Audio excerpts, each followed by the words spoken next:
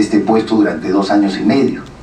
Yo conocí a Paco en casa de Fernando Flores Arauz cuando mi gran amigo Pedro Planas estaba a punto de partir a la Universidad de Navarra a seguir una maestría, y Fernando Flores Arauz, en ese momento jefe de redacción de la revista Oiga, le hace una comida. Asistí, me acuerdo que lo conocí también a Antero Flores Arauz, en ese momento acababa de dejar la presidencia de la Beneficencia Pública de Lima, años después sería presidente de otra beneficencia del Congreso de la República, pero en fin, es una particularidad. Recuerdo que Paco llegó a la casa de Fernando Flores Arauz acompañado de Pancho Tudela.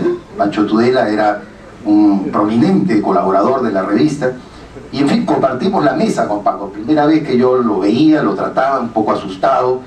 Mi orientación familiar aprista siempre me había puesto a contrapelo de él, y un poco, qué terrible conocer a este señor que escribe tantas barbaridades, ha escrito tantas cosas contra el APRA, realmente me asustaba. Pero a mi lado estaba Mario Castro Arenas, que había sido convocado por el presidente García también como uno de sus asesores. Y ahí fue que se inició pues una conversación que terminó como tenía que terminar, en una gran discusión a la que Mario simplemente, yo recuerdo porque no tengo exactamente la memoria de las advertencias que sobre el primer gobierno de Alan García ya realizaba Paco en diciembre del año 1985, y que eran terribles, ¿no? Y Mario decía: contigo no se puede conversar, Paco, contigo no se puede. Entonces yo más asustado. Lo frecuenté también a Paco en casa de Adam Pollack, un enorme y querido amigo nuestro, los años sucesivos, y siempre, ya cuando las cosas se pusieron mal en ese primer gobierno aprista, me parecía que era indispensable ya prestar oídos a lo que este único periodista, lo cual él siempre lo resaltó, y era absoluta verdad, se había opuesto desde un primer momento al gobierno del presidente Alan García, y el tiempo comenzaba a darle la razón. Peor aún fue cuando ya en 1990, terminada la primera administración del presidente García, muchos apristas y sobre todo periodistas dejamos los puestos públicos que en ese momento ejercíamos, y nadie nos quería dar trabajo. Yo tengo miles de anécdotas que no vienen al caso, pero nadie, por lo menos a mí, no me quería contratar. No, que por favor, ese es aprista, ni hablar. Fue Adam Pollack precisamente que una mañana de los inicios del año 91 me llama por teléfono y me dice: ayer almorcé con Paco Igartua y quiere convocarte a ver si cabe la posibilidad que tú trabajes en Oiga. Yo digo que eso me parece una herejía, ¿no? ¿Cómo voy a ingresar a una revista que ha marcado una línea en contra de mi pensamiento, de mi propia actividad? Lo cierto fue que Paco tampoco era pues una persona cerrada, no era una persona vertical, ni menos odiosa con la forma de pensar la gente que podía acceder a la revista. Pero lo primero que me pidió, me dijo: yo no conozco tu estilo, ¿cómo redactas? ¿Cómo escribes? Y él fue que me sometió a una prueba. Me dijo: escríbete una crónica de la semana, una crónica política de análisis, ¿qué puede ocurrir? Estamos hablando del gobierno de Alberto Fujimori, 1991. Escribí 3 carillas, y esto, para mi sorpresa, constituyó para Paco realmente una explosión de emoción muy positiva, ¿no? ¿Qué periodista pues no quiere ser reconocido? Cuando Paco me dijo: está excelente tu crónica, inmediatamente me convierte en el redactor político principal, y yo realmente desconcertado, absolutamente desconcertado. ¿Cómo no estarían desconcertados también mis colegas de Oiga al ver este ingreso tan privilegiado que Paco me estaba concediendo a la revista Oiga? Y eso fue lo que ocurrió. Mi gran amigo Pedro Planas se molestó conmigo. Pedro Planas me dijo: yo no acepto tu presencia aquí. Pedro era, como todos sabemos, muy directo, y era pues un Paquito Igartua así en la forma de hablar y enfrentar y confrontar las cosas. Él no se iba con medias tintas.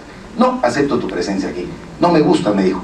O tú eres un felón, o eres un traidor al APRA, o eres un espía. Lo peor, que seas lo último. Y le dije: Pedro, te equivocas, hay una tercera condición que tú no conoces. Soy padre de familia y soy periodista. Pedro se quedó callado, pero siguió molesto conmigo. No nos hablamos un año. Un año nos cruzábamos con Pedro Planas y no me dirigía la palabra, ni yo por supuesto tampoco se la dirigía.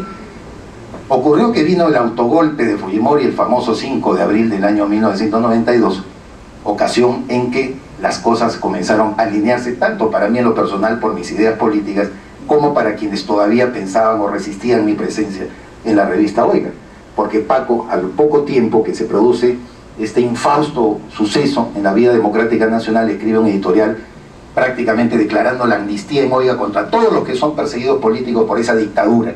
Y entre ellos, por supuesto, consideró al presidente García, a personas que incluso él en ese editorial coloca como que habían atentado contra su propia casa, se lo atribuyó a Agustín Mantilla, exministro del Interior, y dijo: todos son perseguidos políticos, bienvenidos a OIGA, bienvenidos a la cobertura que ellos en defensa de la democracia nosotros le vamos a dar. Esa es una de las primeras señales de una línea de conducta que yo tuve en la experiencia vital de periodista de Paco.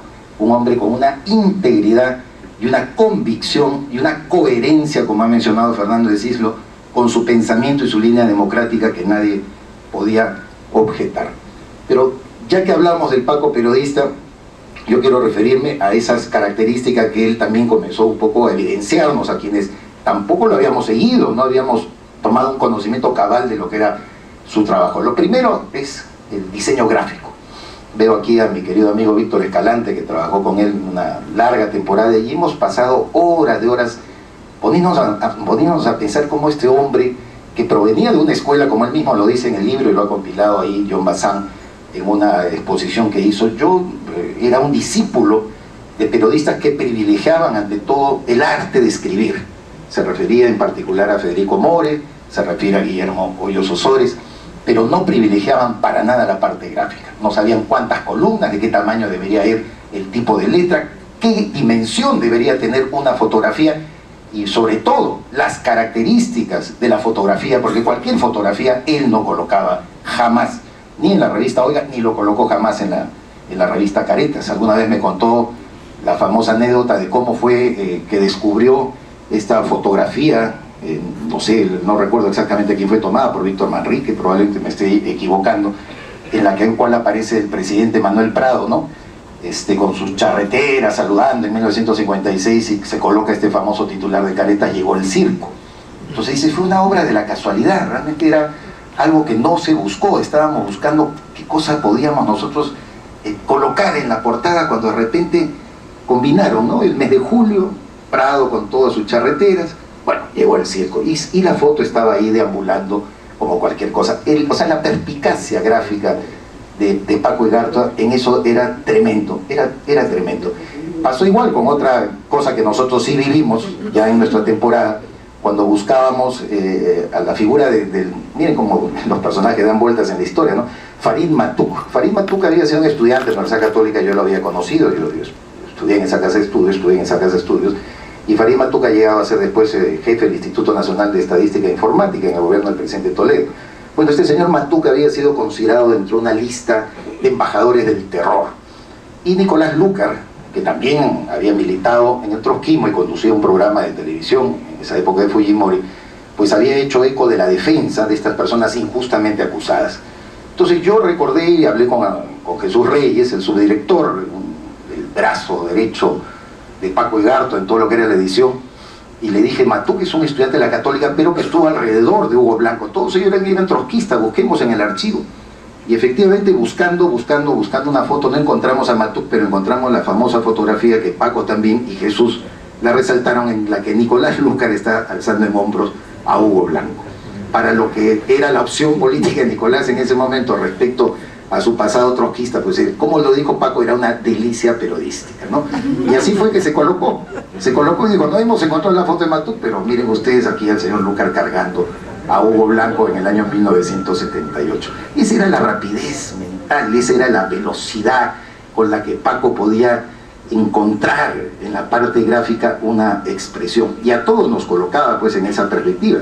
Por ejemplo, el momento de redactar las leyendas, cada uno de los redactores teníamos que hacernos responsables de no evidenciar lo que ya lo gráfico estaba diciendo. Ya una foto habla por 1000 palabras, ¿no es cierto? Lo que teníamos era que agregar y resumir para que la gente volviera a la lectura de los textos a través de la leyenda. Él decía: la leyenda no es cualquier cosa, una fotografía, no vamos a contar aquí se ve al fulano de tal, acompañado de tal. No, ustedes tienen que hacer una interpretación, tienen que jalar la lectura a la misma crónica que están elaborando.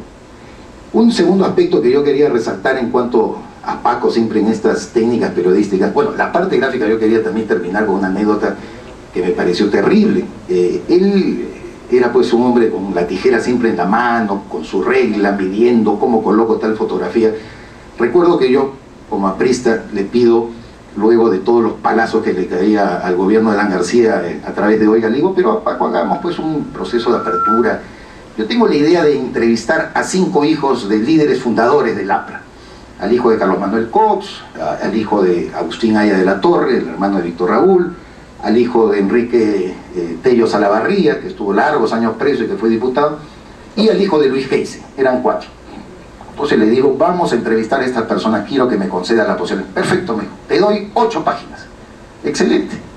Entonces cuando comenzamos a hacer la entrevista, que salió muy bien, 2 de los descendientes apristas eran críticos del gobierno de Alan García, y los otros 2, como el caso de Luis Geisen, que había sido ministro, eran favorables a Alan García.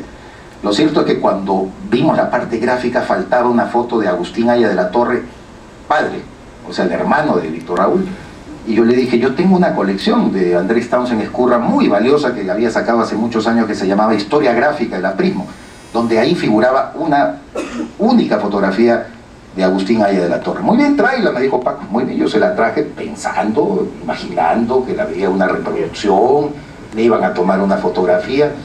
Paco, pero así con el descaro más grande y con su tijera y en mi presencia, agarró y tijereteó la página y la cortó pues en pedacitos para extraer la fotografía. Y Paco, le digo, tú no puedes hacer eso en mi colección. Le digo, por favor, esto es periodismo, me dijo, esto es periodismo, hay que privilegiar la información que nosotros damos a él.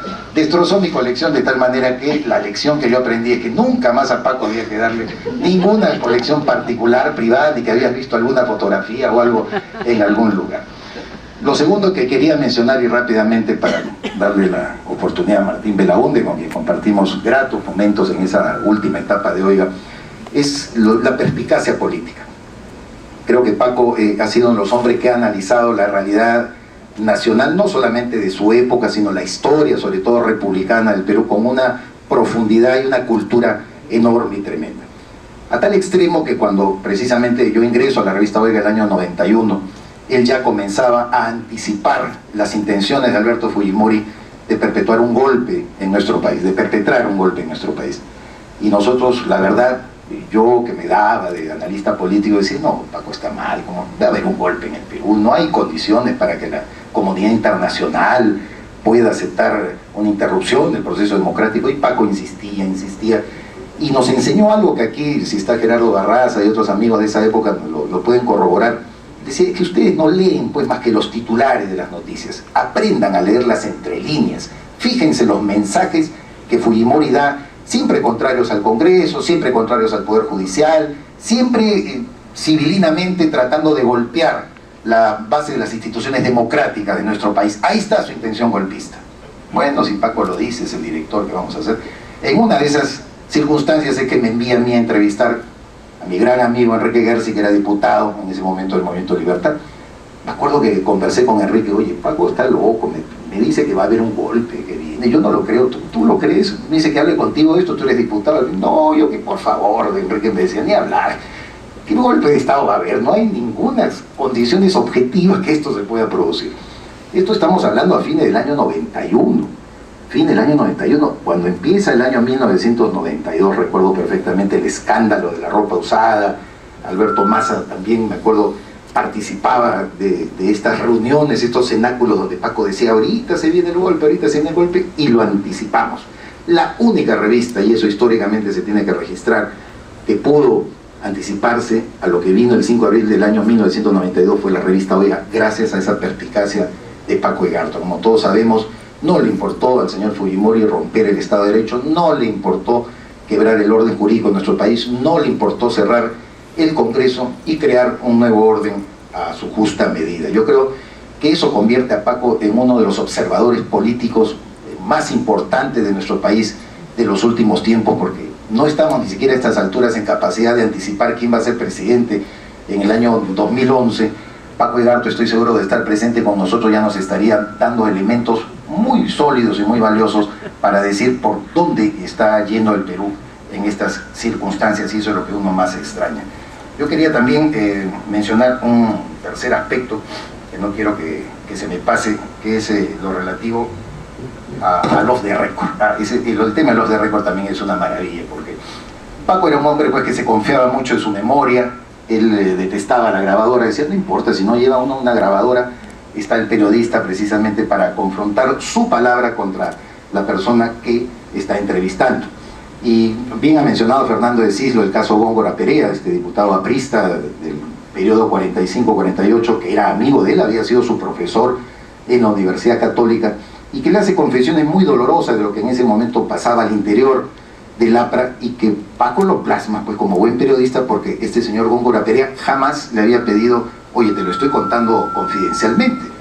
Paco se sentía que era el periodista frente al político, y si es el periodista frente al político, por mucha amistad que exista, él tenía que contar la verdad.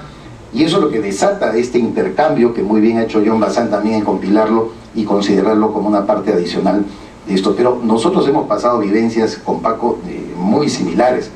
Yo recuerdo en el caso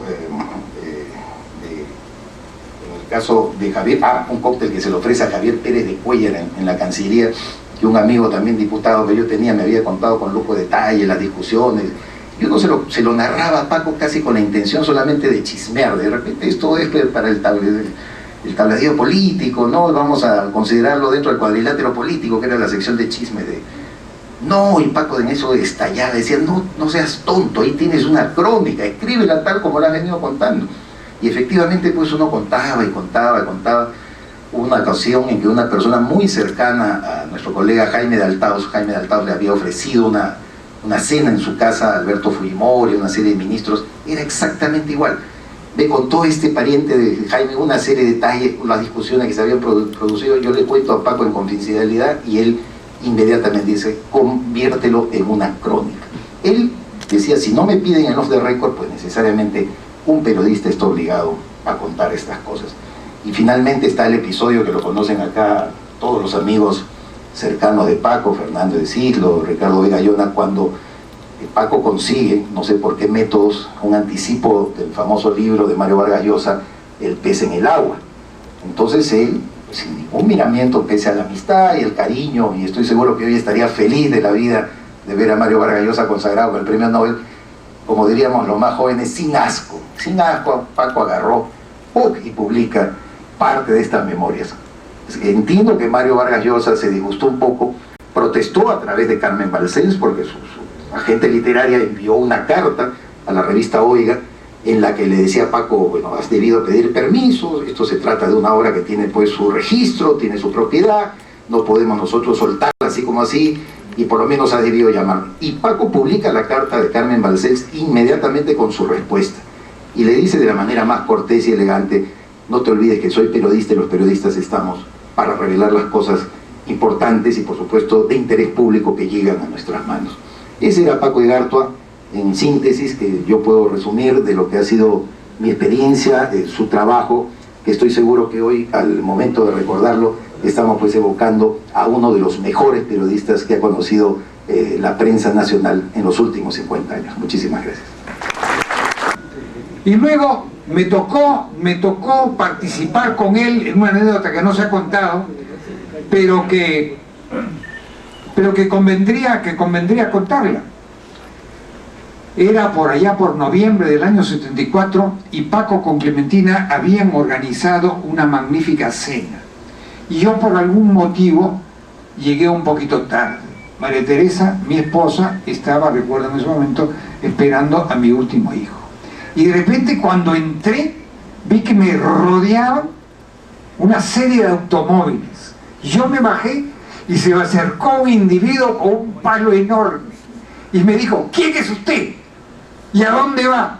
Y dije: yo soy Martín Pelaud y voy a casa del señor Igartua, tengo una invitación a comer. Ah, nosotros somos la policía. Usted tiene que abrir la puerta. Entonces yo abrí la puerta. Y detrás mío había un tropel de policías que entraron a la fuerza y sorprendieron esta pacífica comida y se pusieron a buscar a Paco Igartua. A Paco Igartua, por cierto, no lo encontraron. Otra persona en un carro muy parecido al mío se lo había llevado. Pero sí recuerdo cuando estaba Clementina, bueno, estaba un poco azorada, molesta, que me acuerdo que los policías, estos policías, se encargaron de levantar las camas y de buscar a Paco Igartua debajo del lecho, como si se hubiera escondido debajo de una alfombra o debajo de una cama. Entonces Clementina dijo: pasen ustedes, revisen la casa. Bueno, Y al final, esto es lo más cómico, no lo encontraron, se quedaron los policías y uno de ellos, más o menos humildemente, le dijo: señora, ¿no nos puede invitar a comer?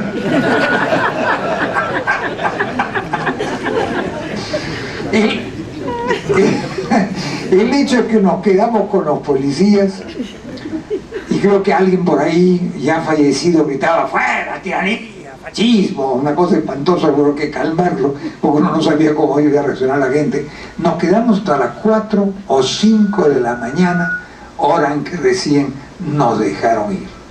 Y después Paco fue deportado, terminó en México, ahí hizo algunas amistades y también creo que volvió a hacer algunas enemistades, y regresó para refundar OIGA. Y refundó OIGA el año 78. Y yo comencé a escribir intermitentemente con él durante fines de los años 70 y también en la primera mitad de los años 80. Total, yo viajé a Londres, ocupé un cargo de diplomático y técnico en Londres.